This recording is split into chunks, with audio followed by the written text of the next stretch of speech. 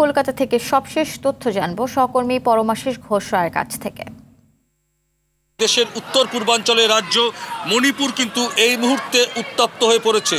গত 4-5 দিনের জঙ্গি হামলায় কিন্তু সেখানে এখনও পর্যন্ত সর্বশেষ খবর অনুযায়ী কিন্তু 6 জনের প্রাণ গেছে। পুলিশ সূত্রের খবর এই মুহূর্তে কিন্তু মণিপুরে সেনাবাহিনী সেনা হেলিকপ্টার এবং ড্রোন দিয়ে কিন্তু চিরুনি তল্লাশি করছে জঙ্গিদের ধরার ব্যাপারে, এবং তারা যে অস্ত্র লুটের চেষ্টা করেছিল, মণিপুর পুলিশ সূত্রের খবর যে পুলিশের অস্ত্রাগার লুটের তারা চেষ্টা করেছিল।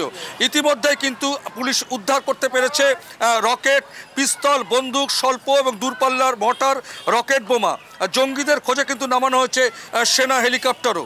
এই মুহূর্তে মণিপুরের যে মুখ্যমন্ত্রী এন বীরেন সিং আজ পরিস্থিতির পর্যালোচনার জন্য কিন্তু জরুরি বৈঠকে বসেছিলেন সেখানকার রাজ্যপাল এল আচার্যের সঙ্গেও দেখা করে রাজ্যের সামগ্রিক পরিস্থিতি সম্পর্কে তিনি কিন্তু অবহিত করেছেন, এবং কেন্দ্রের তরফে কিন্তু মণিপুরের কাছে সব রকম সহযোগিতার চাওয়া হয়েছে এবং কেন্দ্রের তরফে কিন্তু সব রকম সাহায্যের আশ্বাসও দেওয়া হয়েছে।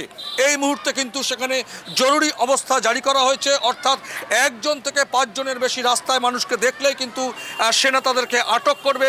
প্রয়োজনে কোনো রকম সংঘর্ষের খবর পেলে কিন্তু তারা গুলি চালাতে বাধ্য থাকবেন বলে এখনো পর্যন্ত কিন্তু সেটাই খবর। জানাচ্ছিলেন পরমাশিস ঘোষ রায়।